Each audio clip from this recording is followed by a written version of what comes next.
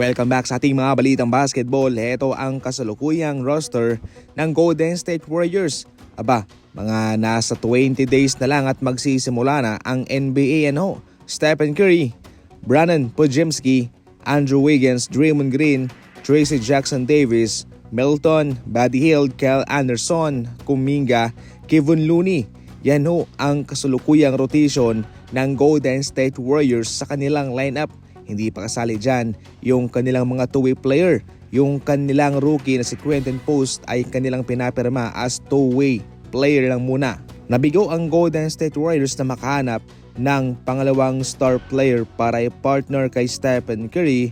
Pero kung ating titingnan itong kanilang kasulukuyang roster ay okay naman. Stack na stack nga itong kanilang bangko. Walang masyadong mga batang player dito. Melton, veterano yan. Buddy Hield, veterano. Kyle Anderson, veterano. Samahan mo pa nitong si Kuminga na mayroong papatunayan sa season na ito. Itong si Podziemski naman, malaki ang inaasahan ko rito considering na malaki-laking minuto na ang kanyang lalaroin. Sa ngayon, siya muna yung papalit sa posisyon ni Klay Thompson. Inaasahan ko na siya yung mag-i-start kumpara kay Buddy Hield. Definitely hindi mamamalagi yan na siya yung magiging starting shooting guard.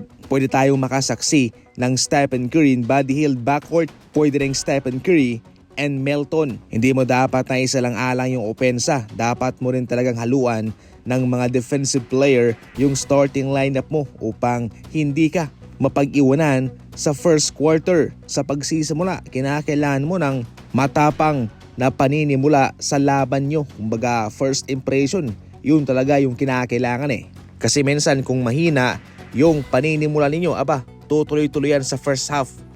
Samantala, nagustuhan naman ni Zach Lowe itong rotation ng Miami Heat. Terry Rozier bilang point guard, Tyler Hero bilang shooting guard, small forward naman si Jimmy Butler, power forward si Jaime Jaquez, at itong si Bam Adebayo center. Yung kanilang reserba, mga bangko, Duncan Robinson, Nikola Jovic, Kevin Love, Kelly Ware, and Haywood Highsmith. Mayroon pang Thomas Bryant dyan.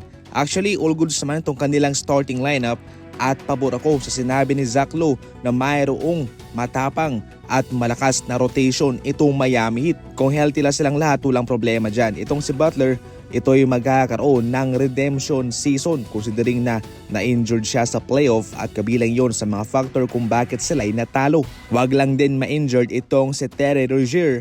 Importante yan sa kanila. Siyempre kung yan ho'y masasaktan mawawala yan. Makukompromiso yung kanilang rotation at hahanap sila ng kapalitan dyan. Itong si Kevin Love naman, malaki pa rin yung kanyang addition para sa kanila at napaka-importante ng kanyang presensya, yung kanyang kalakihan bilang forward, yung kanyang shooting at rebounding. Kabilang pa rin yan sa mga importanteng bagay na maibibigay niya para sa Miami Heat sa season na ito. So matotal, hindi man natin masasabing powerhouse team itong Miami Heat, pero magiging threat sila, magiging balakid sila sa mga kupunan sa Eastern Conference, especially sa Boston Celtics.